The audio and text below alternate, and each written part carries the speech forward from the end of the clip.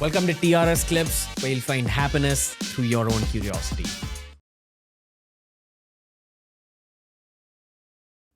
Did you want to be famous when you were a kid? Yeah. Right? Yeah, of course. Same, yeah, I'd say the yeah. same thing. It was so scary how much I wanted it. I forced the whole school to make me famous. I've not met a single famous person who doesn't say that. Yeah. Oh, I have never met someone who's like, no, I never wanted fame, and then I woke up one day and wanted to be famous. It's always like bachpan se.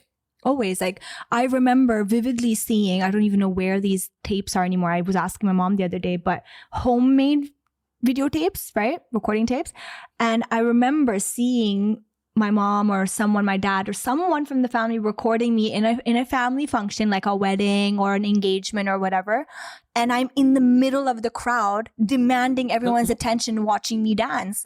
And if I don't get the claps and all that, I'll start crying.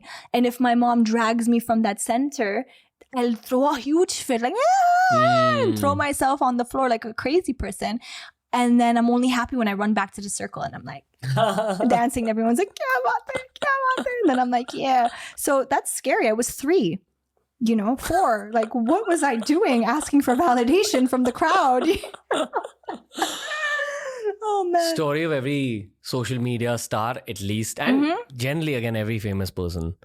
I have met some people who kind of becoming famous who say that they're not enjoying it and kind of want to leave, and they were always the people who didn't want the fame. So what did they want exactly? The success? Probably they didn't know what they wanted. That's true. I agree. There are people like that. But also, that a lot of people who are famous also have the personality trait that wants them to be famous. Like you have it in you where you not want the attention, but want the admiration. Sometimes not all attention is good attention, right? But you want the admiration and you want the claps. That's a personality trait. I don't know what you call that. I hope it's not narcissism. Because then we're f***ed. No narcissism. Every famous person goes to... We're probably narcissists, dude. Oh my God. I don't know what it is, but it's a personality trait. 2 narcissists can't date each other. I heard. And 2 narcissists can be really good friends also. Because you understand each other's bullshit. Interesting. I don't think it's... Look, there's... borderline narcissism. Hey, I understand that, to be a star and all that and be okay with fame. It's there a little bit. But if you're aware of it, then you know how to control it. I think there's another personality trait that a performer has. I don't know if it's the same for like a social media star or maybe for an actor also. But the ability to put on a show. And create an illusion? Yeah. And have the audience kind of mesmerized and gravitate towards you and really like enjoy what you're doing and have their attention. There's a personality trait. I'm still trying to figure out what that is. But not all stars have that also, by the way. Have you ever read your own astrological chart by any chance? Yeah. Okay, we just had an astrologer on the show recently. Okay. I don't know how deeply into... So he was a Vedic astrologer and he taught me What does that mean? Like the Indian system. Okay. Of like reading, the Hindu system of reading it. And the way he explained it, like Atharva, who's like our producer, he's a very like scientific thinking oriented. Right. And all of us were convinced after that episode. That guy was that good a speaker. But there was also a lot of truth in what he was saying. What did he say which was for you a game changer? So I've been exposed to Vedic astrology a lot because of the show, people I met, friends, exes. Like, so I kind of had an idea about it. This guy was just able to... You can really break down the personality of someone like through that chart because it's very, very detailed.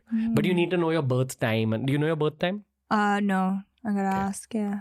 But it's pretty accurate, at least from a personality perspective. Okay. Like so this is quite deep.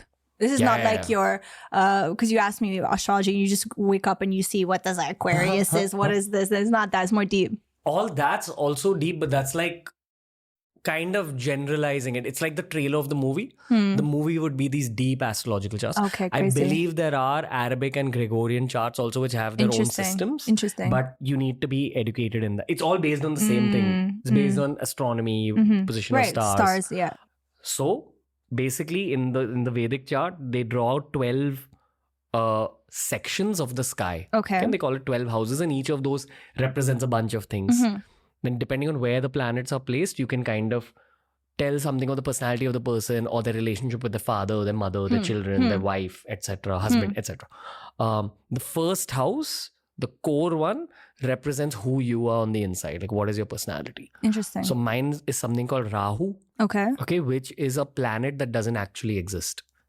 There are 2 planets in the whole system which don't exist. So they don't count Neptune and Uranus, but they count Rahu and Ketu, which are not real planets. But it's also, I mean, there's theories about what Rahu and Ketu are. Some people say it's like a black hole around the solar system. Interesting. But if Rahu's in your first house, who you are on the inside is mystery and illusion. And usually with people in media, it's about illusion. We were talking about something about illusion. You said that trait. And after the narcissism conversation. I was wondering about what that personality trait is that makes you captivate the audience and have their attention. Have you seen and perform the Spider-Man movie with Mysterio? No. So in Spider-Man, there's a villain called Mysterio. His superpower is that he's able to create very elaborate illusions, and it confuses Spider-Man. Okay. That's exactly what a media career is. Interesting. On many levels. Whether it's as simple as altering an Instagram post or caption to look a certain way, or acting, where your whole body language alters itself. And you embody a different character. We're all shapeshifters. For sure. Yeah, definitely. That's the core of this career. You get paid to be a shapeshifter. For sure. Yeah. So I mean, I wouldn't be surprised if even you had Rahu, honestly, because it's related to fame. Yeah. It gives you potential to get fame. There are other planets. I think even Venus is related to fame, but Venus is in the first house, I think, is also related to the luxurious aspect of fame. Interesting. Yeah, like glam and stuff. Yeah, like someone like Kylie Jenner would be like a very perfect Venus in the first house. That's what I think. I don't know shit about astrology. No, but it kind of makes sense. But interesting. I love that. Should get your like chart read once just to like know about yourself.